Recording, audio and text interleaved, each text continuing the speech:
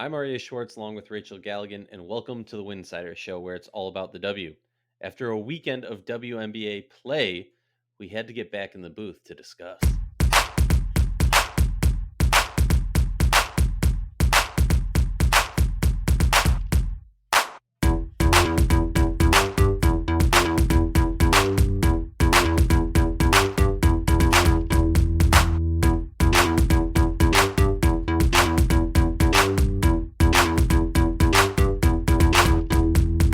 If you like our show, please consider joining our Patreon community, patreon.com/Winsidr. For less than a cup of coffee a month, you can directly show support for the hard work we do covering the W. And don't forget to see our amazing staff's written content on winsidr.com. And remember, downloading the episode makes our stats look better and allows us to continue doing this important work. And if you want to sponsor an episode of the Winsidr show, email us at info@winsidr.com. Rachel, a fun weekend of WNBA games. Far too many of them overlapped for my liking, but luckily enough, my Wi-Fi speed is working well, so I did the split screen, and it was some good stuff. The power structure, I guess, stayed the same as it were. We saw Elena Deladon come back for the first time in like 682 days, something crazy like that, like 2 years. Yeah. In a loss. But well, let's talk about this weekend. Let's start it off, off the bat. The Seattle Storm just trounced the Liberty 99-83. There's I think it was after this game that there was like a comment from Walt Hopkins that was basically like, everyone said that we beat the Storm without Stewie and Sue, but no one said that, they beat the Liberty without Sabrina and Natasha Howard. Which, like, in one aspect, full respect to Natasha Howard. In another aspect, Sabrina hasn't done enough to get that respect. And realistically, like, let's take a step back. I understand you have to defend your team and, create poster board material or whatever. But at the same time, you're talking about the defending champs with the defending MVP who's literally won everything in the past year or less. And Sue Bird, one of the greatest point guards in WNBA history. Sneak peek, hint, hint towards the WNBA's 25-25. But I was just like, are you aware that you've won like 8 games in your whole head coaching career? Are you like, Damn. you guys started off hot this season, but you had 2 wins last year and you're talking smack like this? Like, Yeah, I didn't catch the comment, but yeah, I think that's a little bit overblown in my opinion. Again, I get it, disrespect CT, whatever you're going to do, somehow spell disrespect with BK in it or NY in it. But I was just like, well, I don't know about that one. Well, okay, so the Stewie and Suey, that's my new thing, do show up, and they showed up big in a 99-83 win. And honestly, like, this Liberty team, just in general, I'm trying to think. Yeah, they did have one more game yesterday, so on Sunday, where they lost to Liberty. But just this Liberty team, I mean, we've seen it really, really fluctuate, where Benai Jelani has struggled at times. Sabrina, when she's been healthy, has really struggled at times and looked pretty pedestrian. Natasha Howard's finally getting back out there, but I think if you look at Natasha Howard's career, she sometimes can need a few games to kind of, get the role under her feet. But I mean, we know the deal with the Storm, right? They might not be ranked number 1 right now. We saw them go into the playoffs last year, not ranked number 1, and kind of say like, we're well and confident and comfortable with who we are. So we don't need that number 1 seed. We're fine with the number 2 seed. So let's talk about the Liberty a little more. Like, I mean, just real quick with the Storm. I mean, it's such a log jam at the top. We'll get into that and the games this week, and like, we're kind of on that. It's getting down to crunch time type. Not quite, but these games really have a ton of meaning. And so, yeah, I mean, Seattle's 1-2. They've got Stewie and Sue back, so that's great. I think when it comes to the Liberty, man, after watching them against LA, which shout out to LA, they've now won 4 in a row.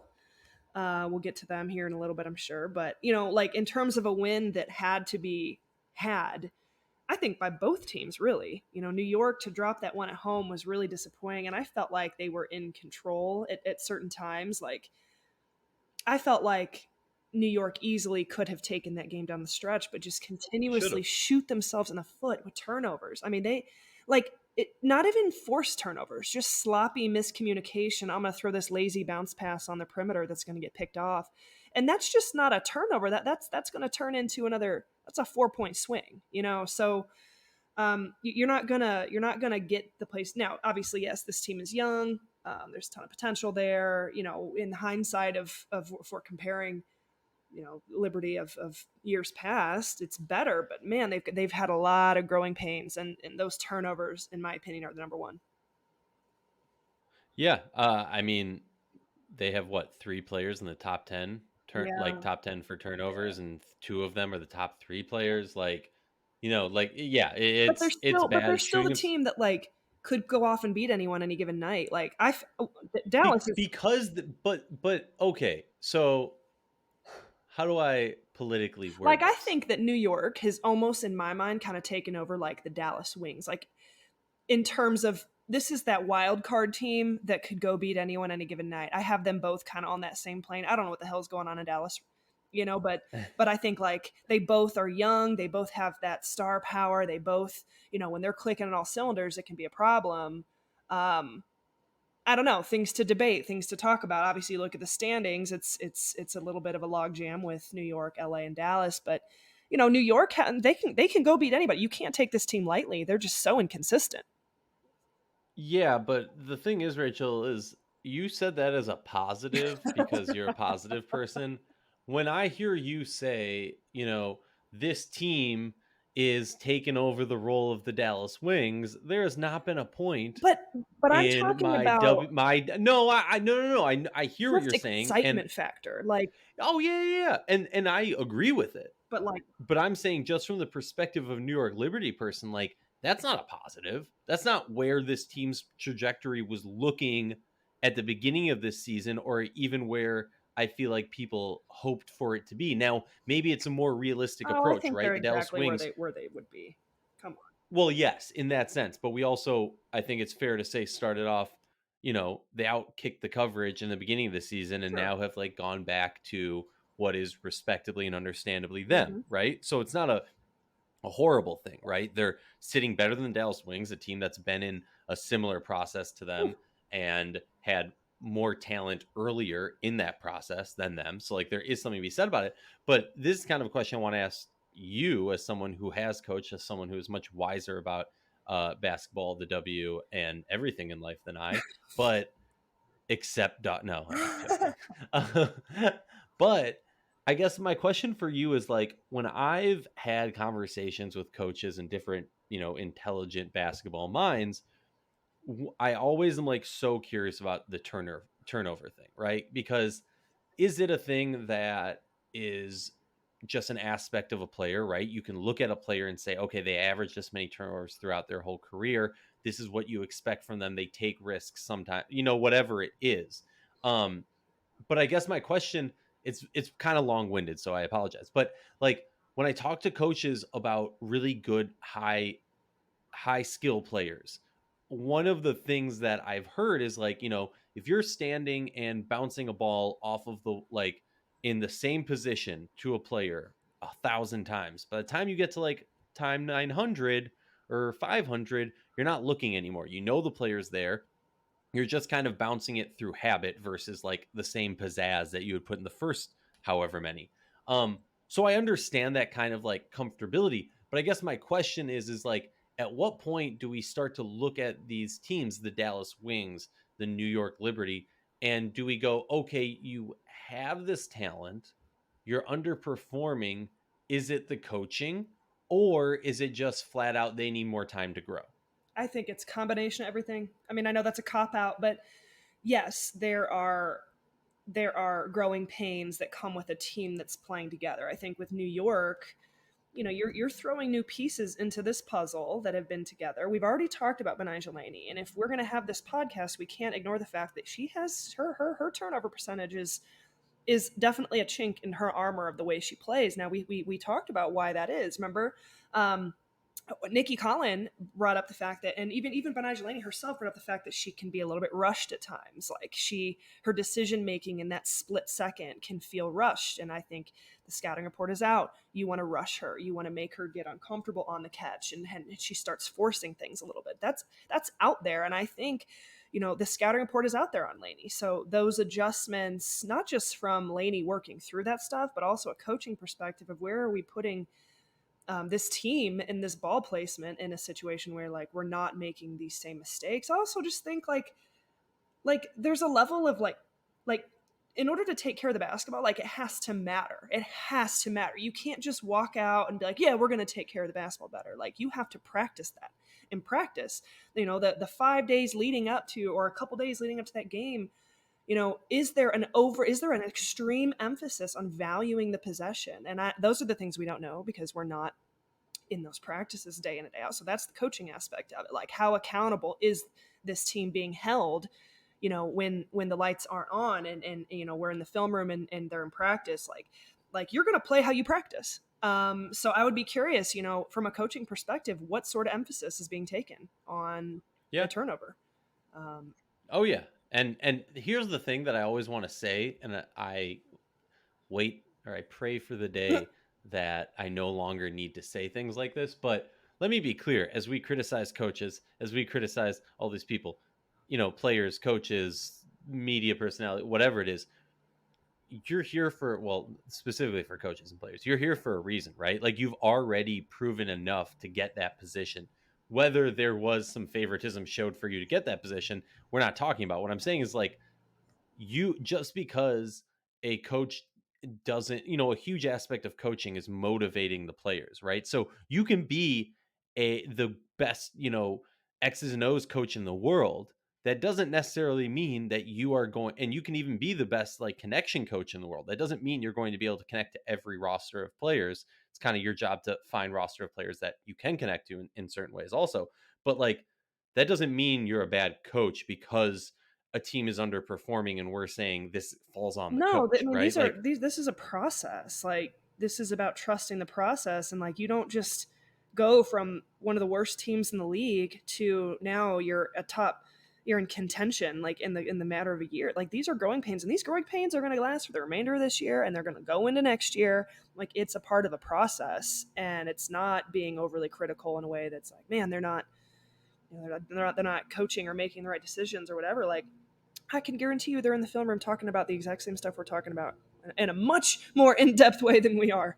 But it's just, it doesn't happen overnight. This is just going to be the Liberty's Achilles heel. But we know the amount of potential this team has, right? Like from an offensive firepower standpoint, when they decide to defend and they've got their rim protection with Natasha Howard back. But, it's just, I think sometimes we put what is the cart, the horse ahead of the cart ahead of the horse, whatever. Understanding that I like, think the horse is supposed to be in well, front, yeah, so okay, so the cart ahead of the horse.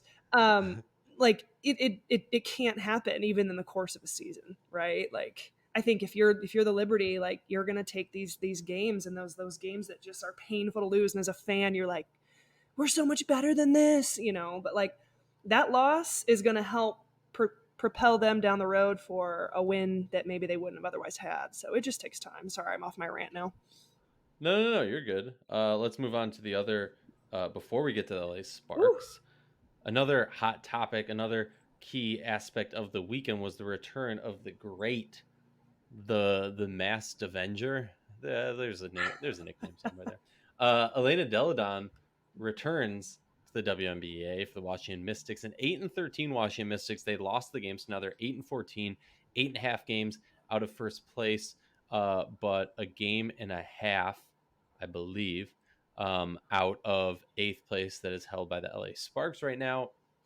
And I'll be honest, Rachel, we texted about this, we chatted Yeah, about you this. have some thoughts. Yeah, because my thing is this, and like I hope this comes as respectful as possible and not like it, I hope people understand where I'm coming from. But like Elena Deladon is, if not the best player in women's basketball in the world right now, then she's 100% a top 5, if definitely a top 3, right? Mhm. Even at whatever health level she's been at over the past X number of years. The Washington Mystics were 8-13. The Washington Mystics have what, like 12 games, 10 games, whatever it is left. And I'm just sitting here like, why? Or maybe it was 10 games, 11 games, whatever. I'm just sitting here like, do you risk it, right? Because realistically, if the Washington Mystics win out, let's say, so then they're talking about maybe like a 6 seed or a 7 seed, and they're going to have to play a game or two of do or die elimination to go to a series, to go and hopefully go to another series. And I get that's the ultimate goal, right? Is to make the finals. But like, I just question, and granted, she played phenomenal in reduced minutes. It's amazing. I love to see her out there, and no team should ever throw in the towel. I just like, I don't know. Is it wrong to have that question? I feel No, like it's a fair thing. I don't want her to get injured in a lost season. And maybe they did the calculation. They don't think it's a lost season yet, but like, I don't want someone of her caliber, anyone in general, to get injured in a lost season and possibly miss out on what amazingness could happen but next. think about it. I mean, okay, so it's already been 682 days. True. Imagine like, all right, let's just call it a wash. Let's just sit out. So then we're into like what, I mean, like I'm not 900, 850, 900 days before we're even talking about the 2022 seasons. I mean, It's true. And that's she doesn't play overseas. that's a lot, and I think as a competitor, I can't imagine how difficult it's been to not be able to play the game you love.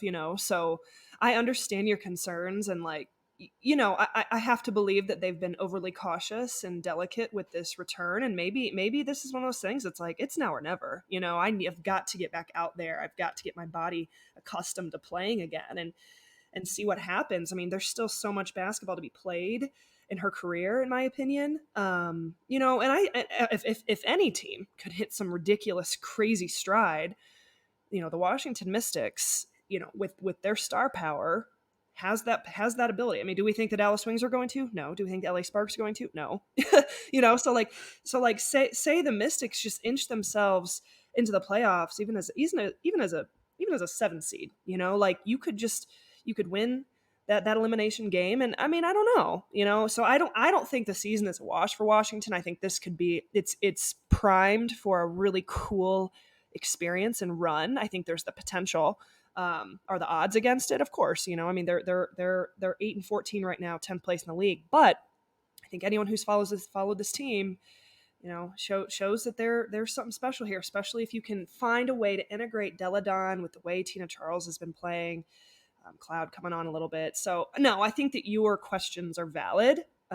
We all just want Elena to be healthy, and we want her to be like, have a long, wonderful, successful career that never, ever, ever ends. But I mean, for me, I think if this, again, my perspective, I'm in her shoes, I would be just chomping at the bit to get back out on the court, and just see how my body does. Yeah. Hey, body looked good, right? Yeah. She was taking Yeah. contact, hitting shots, doing classic like Elena Deladon slow motion, floating in Yeah. the Well, and air. she said she Like, said after the game, she's like, we'll see how my body is, like after the adrenaline wears off. So that'll be interesting. Like, is it one of those things where she makes it a game and then it's like, oh my god, that was too much? Like, I don't know. Like, we'll find a lot out this week, but tomorrow actually we have a lot of fun games to talk about tomorrow. But I mean, I think your questions are valid, but I'm just really excited she's back. yeah. Oh, as we all should be. Phoenix Mercury get a win over the Dream. The Dream are just tail spinning. Look, the Whew. third coach during this Now season, lost 8 in a row. uh, lost 8 in a row. Didn't do any trade. I will say, okay, everyone was like, "Oh, Kennedy Carter trade deadline," blah blah blah blah blah. Last topic before we talk Sparks. And honestly, like, They're not trading Rachel, feel Carter. free to chime They're in. not trading her.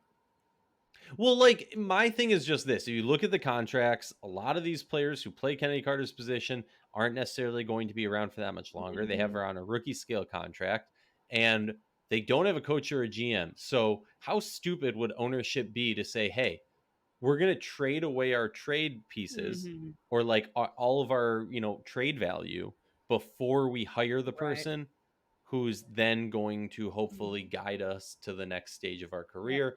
I just think that would be ridiculous because you want that person to be involved in whatever moves you're going to make so that it fits into their plan. Yep. Um, Moving on to the LA Sparks, they get a couple wins. Now what, on a 3-4 game win 4 game streak? They're win on a 1 game streak. win streak. Sparks. 4 game win streak spreading over the break. LA Sparks looking good. NECA, they have not lost since NECA came Which back. really, I mean, I'm not telling anybody they don't know anything they don't know. I mean, just how valuable and how much of an asset she is to the Sparks team. And then Tolliver. And then how about Shanae? She made an appearance again as well. So, Yeah. I think that LA, it's a second half season for them. That like this is a Yeah. team that has as much fuel or motivation to make the playoffs than anyone else. Think about it. Like they can't be a lottery team. That would be a train wreck. like they have to find a way to make the playoffs. Yeah, no, I completely agree with that. Look, they're sitting at 8 right now. I agree with you that, like, if we look at 7 through 12, Liberty, Sparks, Wings, Mystics, Dream, and Fever, there's 2 teams in there that I'm like, you know what? They're gonna find a way to scrape, crawl, whatever it is, to get into the playoffs. It's gonna be the Sparks and the Mystics, honestly. Right? Like Mm-hmm. Liberty, I haven't seen enough from. And as horrible as it is to say that, again, we're going to have Liberty, Wings, Dream, Fever in the bottom 4, would I be shocked by that? No, just kind of where if I look into my crystal ball, that's what I'm It's gonna be seeing. tough. Um, any final thoughts? I know we wanted to talk about this, but we got to get going soon. The WNBA 25 best players, 25 years of the season. Rachel and I, you know, we won't lie. We went through the list together. We looked at it. We debated with each other the players to be on it and the We did players not turn in not. the same list. Okay. We did not turn in the same list because, as you know, Rachel and I will not agree on everything. Even though she thinks she's smarter than me.